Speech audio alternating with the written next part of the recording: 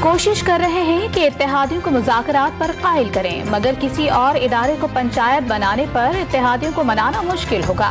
Chairman Peoples Party Bilawal Bhutto کی press conference. ایک صوبے میں انتخابات کے نتائج باقی صوبوں کے انتخابات پر اثر انداز ہونے کے خدشے کا اظہار بھی کیا۔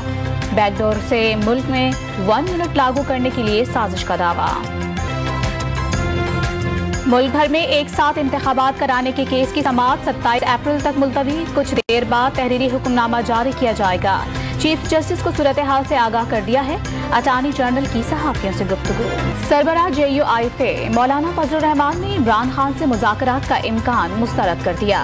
کیا مذاکرات اس سے کریں جو کہتا ہے کہ اکثریت نہ ملی تو انتخابات نہیں مانوں گا؟ جسے نااہل ہونا چاہیے تھا اسے سیاست کا محور بنایا جا رہا ہے۔ فضل الرحمان کا عمران خان کو نااہل کرنے کا مطالبہ۔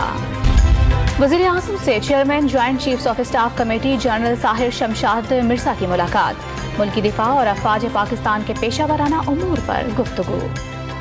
اور صدر مملکت کا نگراں حکومتوں کی مدت پوری ہونے کے بعد بھی کام جاری رکھنے پر اظہار تشویش۔ صدر عارف الوی نے فواد چودھری کا خط وزیر اعظم کو بھیج دیا۔